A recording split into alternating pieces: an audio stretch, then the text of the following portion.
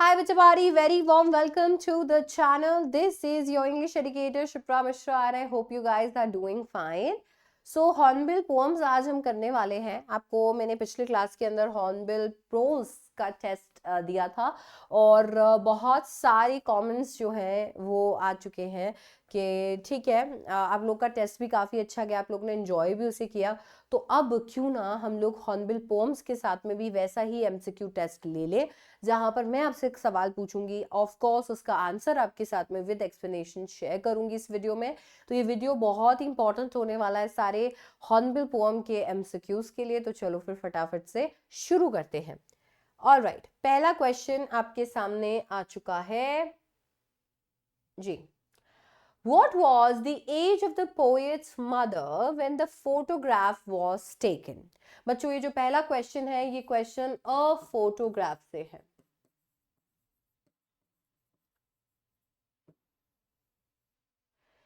ये जो क्वेश्चन है ये क्वेश्चन अ फोटोग्राफ से है. अ फोटोग्राफ से ये क्वेश्चन पूछा है कि क्या एज थी पोएट की मदर की जब वो फोटो लिया गया था. आपके ऑप्शंस है 11 years old, option B 13 years old, option C 12 years old या फिर ऑप्शन डी 14 year old. हाँ जी, क्या लगता है? देखिए बिल्कुल करेक्ट आंसर इसका होगा 12 years old.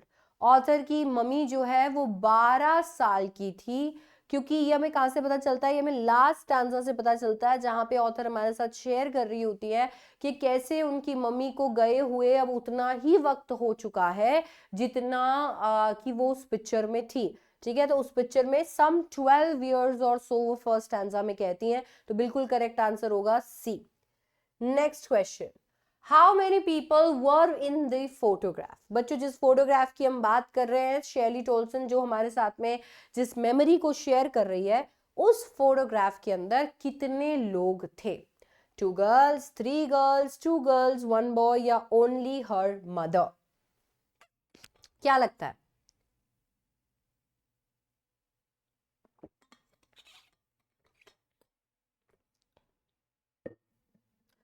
सो बिल्कुल करेक्ट आंसर यहाँ पे होगा 3 गर्ल्स. 3 लड़कियां उस फोटोग्राफ में मौजूद थी. पोएट की मम्मी और पोएट की मम्मी के 2 कजिन्स. ठीक है, तो तीनों लड़कियां जो है यहाँ मौजूद थी इस पिक्चर में. क्वेश्चन नंबर 3 कहता है who took the photograph of her mother with her cousin. किसने फोटोग्राफ ली थी उनकी मदर की उनके कजिन्स के साथ में? तो उनके कजिन्स के साथ में किसने उस पिक्चर को क्लिक किया था? आपके ऑप्शंस है her grandfather, option B her uncle, option C her mother's friend and option D her grandmother. हाँ जी, बिल्कुल करेक्ट आंसर इसका होना चाहिए हर अंकल. जी बिल्कुल, हमें स्टैंजा के अंदर क्लियरली ये बताया हुआ है कि अंकल ने बच्चों को पोज करने के लिए भी कहा और उन्होंने स्माइल करने के लिए भी कहा होगा कैमरा को देख के. तभी बच्चे जो है कैमरा को देखकर स्माइल कर रहे थे और ये पिक्चर अंकल ने ही ली थी. क्वेश्चन नंबर 4 कहता है after how many years did her mother laugh on seeing the photograph. कितने सालों बाद, लगभग कितने सालों बाद पोएट की मदर उस फोटोग्राफ को देखकर हंसा करती थी? ठीक है, तो कितने सालों बाद भी वो उस फोटो को देखकर हंसा करती थी? आपके ऑप्शंस है 21. ठीक है, तो 21 ईयर्स के बाद में, 30 ईयर्स के बाद में, 12 ईयर्स के बाद में, 25 ईयर्स के बाद में. क्या लगता है कितने लगभग सालों के बाद में भी वो उस पिक्चर को देखती थी जब भी तब हंसा करती थी? देखिए बिल्कुल करेक्ट आंसर इसका बी होगा सम 20-30 ईयर्स लेटर. पोम में कोट किया गया है सम 20-30 ईयर्स लेटर, ऐसा कोट किया हुआ है ना.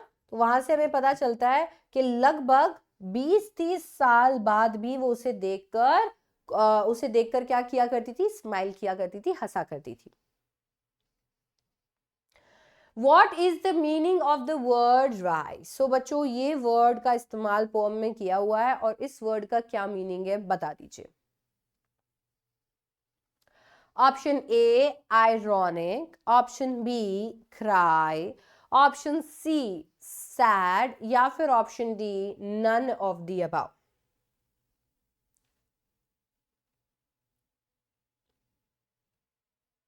ऑल राइट, बिल्कुल करेक्ट आंसर. क्वेश्चन नंबर 5 में क्या होगा? Ironic will be the correct answer. A is the correct answer. बच्चों आयरॉनिक क्या होती है? कौन सी चीज में हम आयरनी कह सकते हैं? जब जिस चीज के बारे में हम बात कर रहे हैं और उसकी हम रियलिटी की बात करें, उन दोनों में डिफरेंस होता है, इन दोनों के अंदर आपको एक डिफरेंस देखने को मिलेगा, तो उसको हम आयरनी कहते हैं. ठीक है, और जहां आपको ये देखने को मिल जाए वो इंसिडेंस आपके लिए क्या हो जाएगा? आयरॉनिक हो जाएगा. ठीक है, तो यहाँ पर आयरॉनिक क्या था? आयरॉनिक ये था कि एक फोटो जिसके साथ में दोनों की खुशियां जुड़ी हुई थी, एक फोटो जिसको देखकर दोनों हंसा करती थी, पोएट और पोएट की मॉम, वही फोटो उनके लिए सच में सबसे ज्यादा सैड मेमोरी भी थी.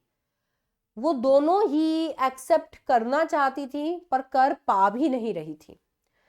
ठीक है, ऑल राइट. नेक्स्ट क्वेश्चन देखेंगे. Next question, What epithet literary device was used in the poem? बच्चों epithet literary device कहाँ यूज हुआ है पोम में? पोम है अ फोटोग्राफ. अ फोटोग्राफ में कहाँ पर epithet का इस्तेमाल हुआ गया है, किया गया है? Terribly transient, through there, both try या labored ease. बच्चों ट्रांसफर्ड एपिथेट का इस्तेमाल किया गया है टेरिबली ट्रांजिएंट फीट में. ऐसा इसके लिए है क्योंकि ये टेरिबली ट्रांजिएंट फीट की बात करते हैं, तो ये आपके लिए ट्रांसफर्ड एपिथेट है. एपिथेट है टेरिबली ट्रांजिएंट क्योंकि ये क्या है? ये है क्वालिटी. ये है क्वालिटी. इस क्वालिटी के साथ में हमने फीट को जोड़ा हुआ है. इस क्वालिटी के साथ में हमने फीट को जोड़ा हुआ है. तो क्या टेरिबली ट्रांजिएंट फीट जो है उसमें फीट की ही क्वालिटी ये बता रहा है? नहीं. अगर हम इसे ट्रांसफर्ड एपिथेट की नजरों से देखेंगे तो ये फीट की ही क्वालिटी नहीं बता रहा है, जबकि ये बता रहा है जिंदगी, ह्यूमन लाइफ के बारे में, ह्यूमन लाइफ की क्वालिटी. ये बता रहा है किस तरीके से ह्यूमन लाइफ टेरिबली ट्रांजिएंट होती है, टेम्पररी नेचर की होती है. ठीक है, question number 7. What does the phrase her barred face identity mask mean? A laburnum top, the laburnum top से ये क्वेश्चन है. तो laburnum top का क्वेश्चन है. ये फ्रेज जो है her barred face identity mask, इसका क्या मतलब है? Option A because she was brown in color, B due to her dark colored yellow body, C bird's face became her identity and symbol of recognition, and option D none of the above. क्या लगता है हर बार face identity mask का क्या मतलब है? बच्चों बिल्कुल correct answer होगा सी. Bird's face became her identity and symbol of recognition. बच्चों बर्ड जो है वो येलो कलर की है और लेबर्नम टॉप जो होता है वो भी येलो कलर का होता है, क्योंकि लेबर्नम ट्री की लीव्स येलो होती हैं और टॉप पे लीव्स वहां पर एकदम अच्छे तरीके से घना है वो, तो वो भी एकदम येलो दिख रहा होता है, जिसकी वजह से आमतौर पर गोल्डफिंच जो है वो कैमोफ्लेज हो जाती है, उसके अंदर छुप जाती है. पर अभी जब वो उन पत्तियों से निकल कर आती है तो उसकी रियल आइडेंटिटी हमें पता चलती है. असल में उसकी रियल आइडेंटिटी हमें तब पता चलती है जब उसके फेस के ऊपर जो बार्स बने हुए हैं, उसके फेस के ऊपर जो बार्स बने हुए हैं वो हमें विजिबल होते हैं. जब हम उन बार्स को देखते हैं तब जाके हमारे लिए उसकी आइडेंटिटी जो है वो निकल कर आती है. वो बार्स ही हमें बताता है कि ये गोल्डफिंच है और गोल्डफिंच यहाँ पर छुपी हुई थी. तो कितना भी छुप जाए उसके फेस के बार्स बता ही देते हैं कि वो एक गोल्डफिंच है. Question number 8. What instance of alliteration has been used in the poem The Laburnum Top out of the following options? क्या लगता है कौन से alliteration, कहां पर alliteration का इस्तेमाल किया गया है इन ऑप्शन में से? ऑप्शन नंबर ए है engine of her family, option number B her bird face, option number C sleek as a lizard and option number D September sunlight. बच्चों एलिट्रेशन का मतलब होता है जब दो क्लोजली प्लेस्ड वर्ड्स की शुरुआत में कॉन्सोनेंट लेटर्स आते हैं और वो जो कॉन्सोनेंट लेटर्स हैं उनकी साउंड रिपीट हो रही होती है, तो उसे हम एलिट्रेशन कहते हैं। और बिल्कुल करेक्ट आंसर यहाँ पर डी होगा, क्योंकि सितंबर सनलाइट में स का साउंड जो है वो रिपीट हो रहा है, और जब भी साउंड रिपीट हो कॉन्सोनेंट लेटर्स का at the beginning of closely placed words, it's called alliteration. Next question, question number 9. What happened to the bird in the end of the poem? At the end of the poem, bird के साथ में क्या हुआ? Option A, she flew away. Option B, she stayed at the tree. Option C, she went to other tree. या फिर option D, she went to bring some food for her younger ones. हाँ जी, pome के अंत में bird के साथ क्या हुआ? बिल्कुल करेक्ट आंसर होगा शी फ्लू अवे, बस उड़ गई, वहां पे बैठकर क्या करेगी? अब आई थी बच्चों को खाना देने के लिए, अब बच्चों को खाना दे दिया है, बच्चों को सुला दिया है, बच्चे पेट भर गया बच्चों का, तो उड़ गई वहां से, फिर से कोई नए खाने की खोज में चली गई होगी अपने कम्युनिटी वालों के पास में, है ना? तो she flu away. All right, बड़ा ही आसान सा क्वेश्चन था, ओवरथिंक करोगे तो डी आ जाएगा, तो डी को तो बिल्कुल नहीं करना है। इसके लिए नहीं करना है क्योंकि हो सकता है कि वो खाने की खोज में सच में निकली भी हो, बट क्योंकि पोम के अंदर हमें बता दिया है कि उसने पेट भर के अपने बच्चों को खाना खिला दिया है, तो अब हम अजम्पशन ये वाला नहीं ले सकते, हम सिर्फ ये डायरेक्ट बताएंगे भाई शी फ्लू अवे, वो उड़ गई थी बस। All right, question number 10. What role does the tree play for the goldfinch bird? बच्चों गोल्डफिंच बर्ड के लिए ट्री का क्या महत्व है? गोल्डफिंच बर्ड के लिए ट्री क्या रोल प्ले करता है? Option A as a shelter, ये ट्री एक शेल्टर के रूप में काम आता है। Option B as a supporter, एक सपोर्टर की तरह उसे सपोर्ट करता है। Option C as a means to feed her family, एक जरिया है उसकी फैमिली को फीड करने का, खाना खिलाने का। या फिर option D as a resting place, एक जगह है उसकी फैमिली के रेस्ट करने के लिए। ऑल राइट, बिल्कुल करेक्ट आंसर होगा as a shelter, A will be the correct answer. So goldfinch के लिए ये जो ट्री है ये एक शेल्टर से कम नहीं है, ये एक बहुत ही इनफैक्ट बहुत ही अमेजिंग शेल्टर है मैं कहूँ तो, क्योंकि यहाँ पर वो अपने बच्चों को प्रोटेक्ट कर सकती है। गोल्डफिंच येलो कलर की है, उसके बच्चे येलो कलर के हैं, और लेबर्नम एक जहरीला पेड़ है और वो भी येलो कलर का है, जहाँ पर उसके बच्चों को इजीली देखा भी नहीं जा सकता, उसे इजीली नहीं देखा जा सकता, तो वो उनके लिए एक शेल्टर है, एक बहुत ही अच्छी जगह है जहाँ वो प्रोटेक्टेड फील कर सकते हैं। Question number 11. How was the tree standing in the month of September? बच्चों ये जो ट्री है, इस ट्री के बारे में भी हमें बताया गया है, हमें बताया गया है कि इसकी हालत सितंबर के महीने में कैसी थी। तो अपने हमें बस वही जवाब देना है कि आखिरकार ट्री की हालत सितंबर के महीने में कैसी थी। ए स्टिल एंड डेथ लाइक, वो एकदम स्टिल था, एकदम शांत था, एकदम डेथ लाइक ऐसा लग रहा था जैसे कि वो जिंदा ही नहीं है। अलाइव, बहुत ही एकदम जिंदा। ग्रीन एंड हैप्पी, हरा भरा था, बहुत ही खुश था। स्टिल एंड ग्रीन, काफी ठहरा हुआ था पर काफी ग्रीन था। सितंबर के महीने के अंदर यूजुअली मॉनसून चला जाता है, फॉल सीजन किक इन करने लग जाता है, विंटर्स पास आने लग जाती हैं, तो ऐसे में पेड़ों की हालत कैसी हो जाती है, और खास करके लेबर्नम की हालत कैसी हो गई थी? स्टिल एंड डेथ लाइक, मानो जैसे उसका सब कुछ उजड़ गया हो, वो एकदम से स्टिल हो गया था, एकदम ठहर गया था, और ऐसा लग रहा था जैसे कि वो मर चुका है, कोई एक्टिविटी नहीं हो रही थी। Next question, what is described by the word sleek in the poem? बच्चों स्लीक वर्ड से किसको डिस्क्राइब किया हुआ है? Option A lizard, option B bird, option C branch, या फिर option D top of the tree.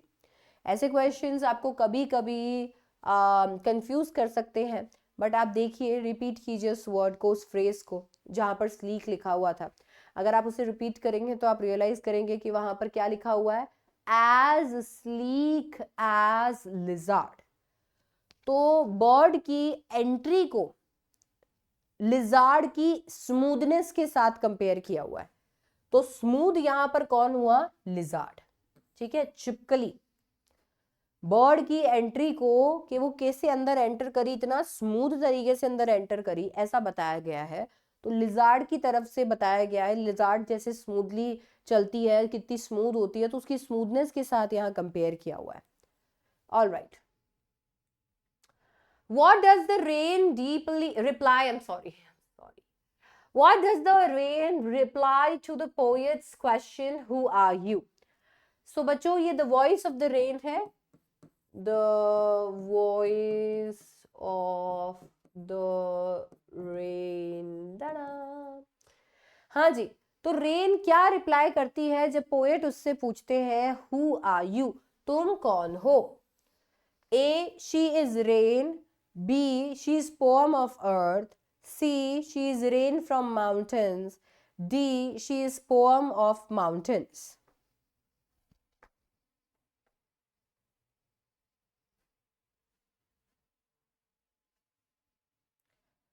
हाँ जी, उसने रिप्लाई किया she is poem of earth, वो अर्थ की पोअम है।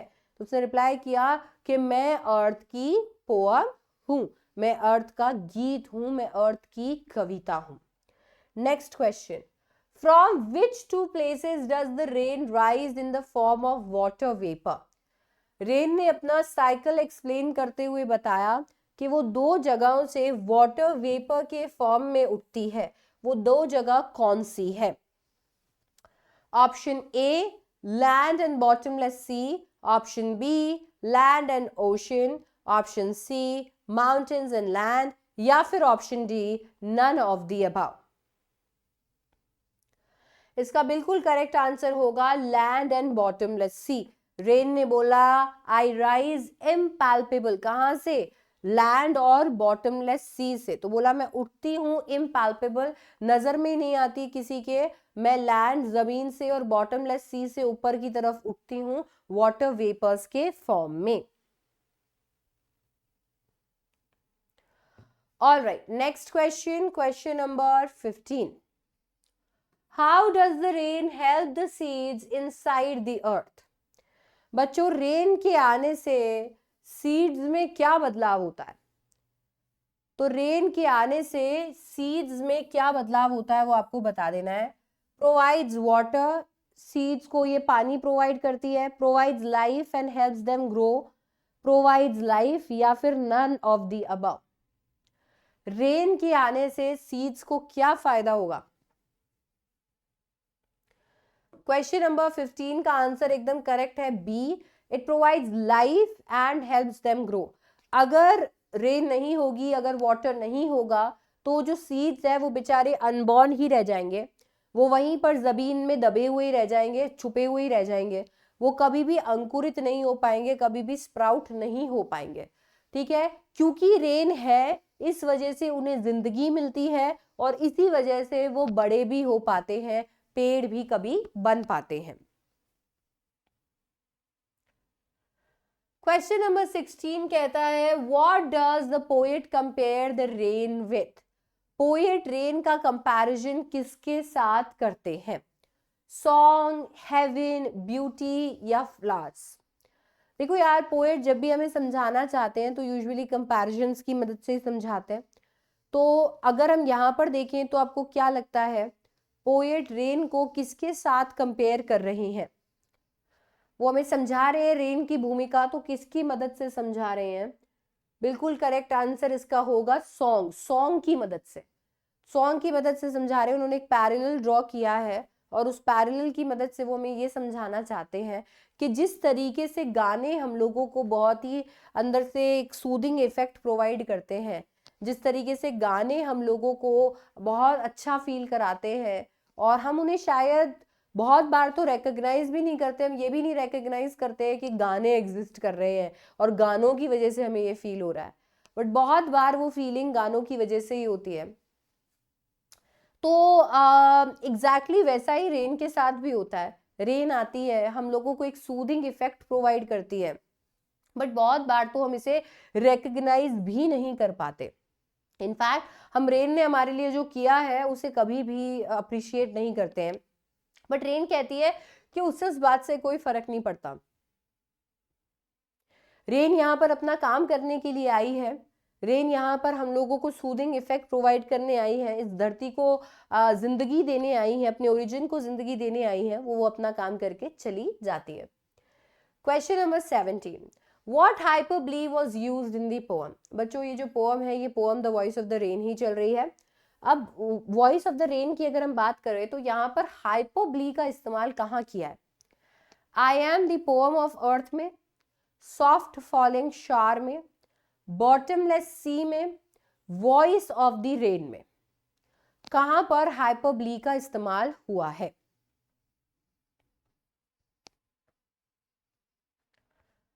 हाँ जी, तो बिल्कुल करेक्ट आंसर यहाँ पे होगा बॉटमलेस सी। देखो bottomless sea is the correct answer, क्योंकि सी जो होता है वो गहरा होता है, बहुत गहरा होता है, पर इसका मतलब ये नहीं है कि उसका बॉटम ही नहीं होता। ऐसा नहीं है कि उसका कोई बॉटम नहीं होता है, उसका कोई अंत ही नहीं होता, बट उसकी इतनी गहराई को समझाने के लिए, आपको ये बताने के लिए कि वो इतना गहरा होता है कि कभी कभी तो लग रहा होता है जैसे कि इसकी गहराई का कोई अंत ही नहीं है, ये बताने के लिए यहाँ पर हाइपरबली इस्तेमाल किया है बॉटमलेस सी में। ठीक है, सी को बॉटमलेस बोल के। What does reckoned और unreckoned mean? बच्चों यहाँ पे reckoned या unreckoned का क्या मतलब है? Enrichment और no enrichment, cared for or not cared for, to purify or not, to wash or not to wash.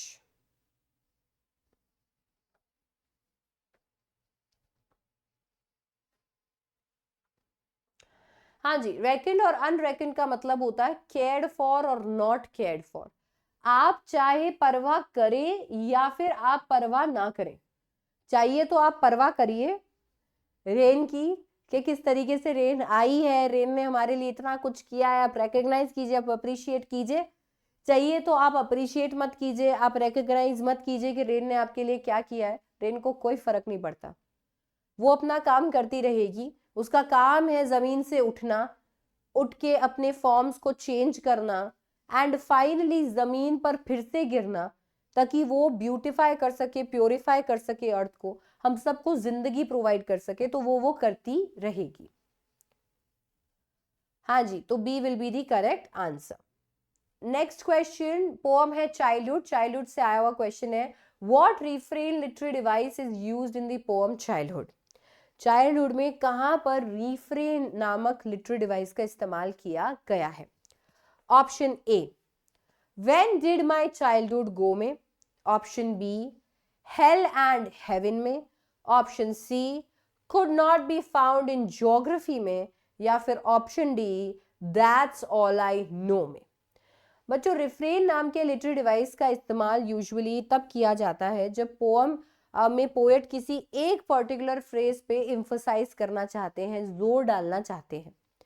Poet ये चाहते हैं कि आप एक पर्टिकुलर लिटरेरी डिवाइस को, एक पर्टिकुलर फ्रेज को बार बार रिपीट होते हुए नोटिस करो, आप उसकी फ्रीक्वेंसी और इंटरवल को नोटिस करो, क्योंकि जब वैसा होगा तो आपको खुद को भी रियलाइज होगा कि पोएट के लिए वो फ्रेज कितना इंपॉर्टेंट है और उस पोम की अंडरस्टैंडिंग के लिए वो फ्रेज कितना इंपॉर्टेंट है। और ऐसा फ्रेज जो बार बार रिपीट हुआ है चाइल्डहुड में at a particular interval frequency में, वो है when did my childhood go. Because 3 stanzas में लगातार when did my childhood go से ही शुरुआत की गई है। ठीक है, तो when did my childhood go से शुरुआत की गई है, तो A will be the correct answer. दूसरा रिफ्रेन आपको यहां पर देखने को मिलेगा वॉज दैट द डे में भी, वॉज दैट द डे, इसके अंदर भी आपको रिफ्रेन देखने को मिलेगा, क्योंकि ये भी तीनों स्टैंजाज के लास्ट में रिपीट होता हुआ दिखा है। All right, next question, question number 20, according to the poet adults are, poet के अनुसार एडल्ट्स क्या है? हिपोक्रिट्स है, स्मार्ट है, लवेबल है, या इंटेलिजेंट एंड कनिंग है? देखो पोएट का बचपन जैसे जैसे जाता गया उन्हें काफी चीजों के रियलाइजेशंस होते रहे। पहला रियलाइजेशन जो उन्हें हुआ था वो यही हुआ था कि इस दुनिया के अंदर जो एडल्ट्स हैं, जो बड़े लोग हैं, वो बड़े लोग क्या है, वो बड़े लोग हिपोक्रिट्स हैं। A will be the correct answer. ऐसा उन्होंने इसलिए कहा क्योंकि उन्होंने कहा कि ये बात कुछ करते हैं और इनके एक्शन कुछ और ही दिखाते हैं। अरे एक तरफा ये प्यार की बात करते हैं और दूसरी वक्त जब प्यार से एक्ट करने की बात आती है तो ये प्यार से एक्ट ही नहीं करते। तो बातें ये प्यार की करते हैं पर खुद प्यार से एक्ट नहीं करते, क्यों? ये तो हिपोक्रेसी है, दोगलापन है। तो A will be the correct answer. Next question, what is the meaning of the word ceased? Ceased word का क्या मतलब है? Starting of something, come to an end, in the middle of, या फिर टू चेज समथिंग।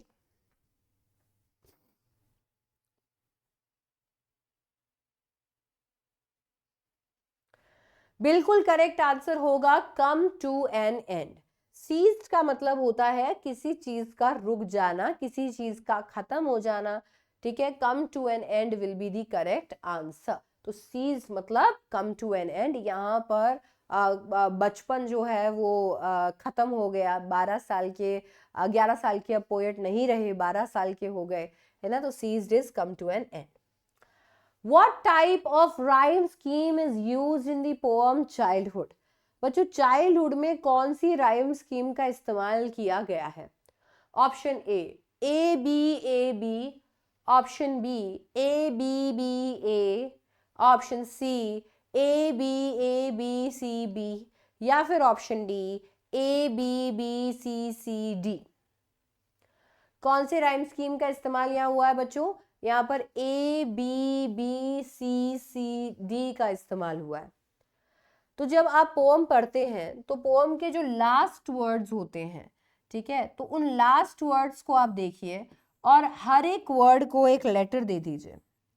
जैसे मान लीजिए पहले वर्ड से हम शुरुआत करते हैं, उसको हमने लेटर दे दिया ए। अगर पहला वर्ड और दूसरा वर्ड एक दूसरे के साथ मैच करता है, राइम करता है, दोनों की राग एक ही है, तो इसको भी सेम लेटर दे दीजिए। अगर नहीं है तो बी कर दीजिए इसको, नेक्स्ट वाला लेटर। अगर इसका साउंड और इसका साउंड एक जैसा है तो इसको भी बी बोलिए। अब इसका साउंड और इसका साउंड एक जैसा है तो इसको बी बोलना, नहीं है तो उसको सी बोल दीजिए। फिर लग रहा है इसके नीचे वाले का साउंड भी सी जैसा ही है तो उसको सी दे दीजिए। अब लग रहा है कि नहीं यार ये तो सी है पर इसका साउंड इससे नहीं मिल रहा है तो इसे डी दे दीजिए। तो इस तरीके से जो राइम स्कीम आपकी बन जाएगी वो बन जाएगी A B C D. Alright, what did the poet conclude about his lost childhood at the end of the poem? Poem के एंड में पोएट ने क्या कॉन्क्लूड किया उनके चाइल्डहुड के बारे में?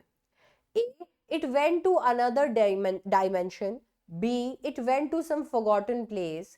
C, it moved away with time. या फिर D, it shifted to his younger sibling.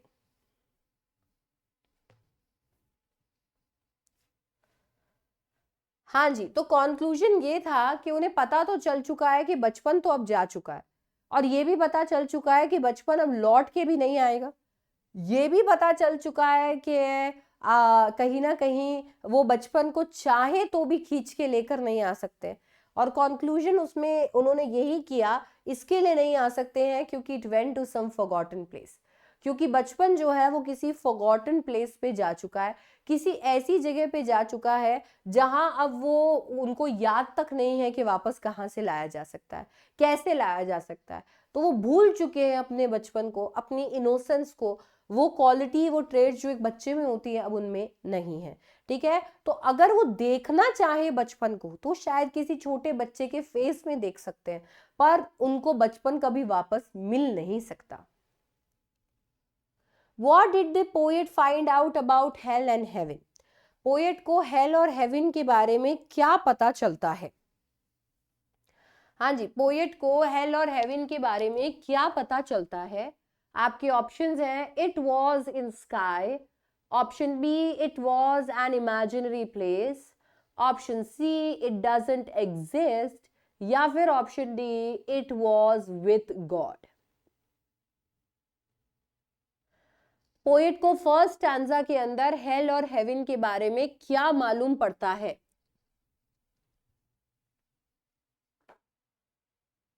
All right, बिल्कुल करेक्ट आंसर होगा it was an imaginary place. देखो इट डजंट एग्जिस्ट जो है वो कहीं ना कहीं बहुत ही स्ट्रेट हो जाएगा। बी अगर पहले पढ़ रहा है, बी आपको मिल रहा है, तो आपको हमेशा इमेजिनरी प्लेस पे टिक करना है। इसके लिए क्योंकि उन्होंने कहा कि भाई ज्योग्राफी के बुक में मेरे को वो दिख नहीं सकते हैं, और क्योंकि मैं ज्योग्राफी की बुक में उनको नहीं देख सकता हूं, तो रियलिटी में तो वो एग्जिस्ट नहीं करते हैं, इमेजिनेशन में एग्जिस्ट करते हैं। और इसीलिए बच्चों को उनकी कहानी सुनाई जाती है, पढ़ाई नहीं करोगे, गलत काम करोगे तो तुम हेल में जाओगे, अच्छे काम करोगे तो तुम हेवन में जाओगे। तो इमेजिनेशन है किसी की, रियलिटी में एग्जिस्ट नहीं करते। All right, B will be the correct answer. Which of the following is an alliteration? क्या लगता है बच्चों, इनमें से कौन सा एलिट्रेशन है?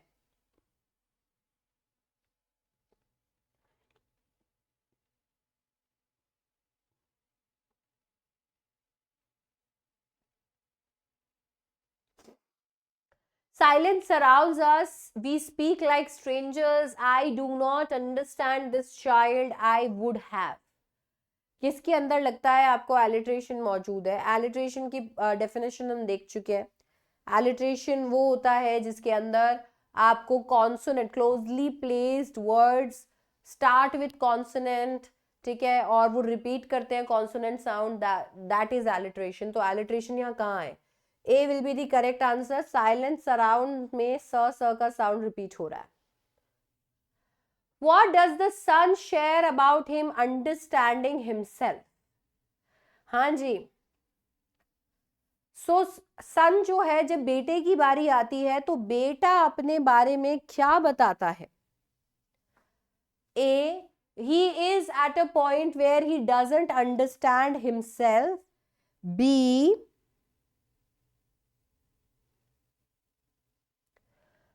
he understands him so well. C, he don't want to, he doesn't होगा by the way, he doesn't want to think about it. या फिर D, he is very busy to think about and understand himself. He is very busy to think about understanding himself. बेटा बिल्कुल correct answer इसका ए होगा। बेटा बताता है कि मैं आपको नहीं समझ पा रहा हूं, ऐसा आपको लग रहा है, पर रियलिटी तो ये है मैं तो खुद को भी नहीं समझ पा रहा हूं। मैं ऐसे पॉइंट पे आ चुका हूं जहां मैं अपने आप को भी नहीं समझ पा रहा हूं कि मैं क्या चाहता हूं, कि मैं जो कर रहा हूं वो क्यों कर रहा हूं, मेरे वो भी समझ में नहीं आ रही है। तो एट दिस पॉइंट मेरे को समझ नहीं बैठ रहा है कि मैं जो कर रहा हूं वो क्यों कर रहा हूं, तो मैं आपको क्या समझाऊं, आपको क्या जवाब दूं? What is the meaning of word prodigal used in third stanza? Third stanza में वर्ड प्रोडिगल का इस्तेमाल किया गया है, प्रोडिजी से निकला हुआ वर्ड है। वर्ड का मतलब क्या है? Understanding son, someone who is smart, spending money freely, someone who doesn't spend money freely.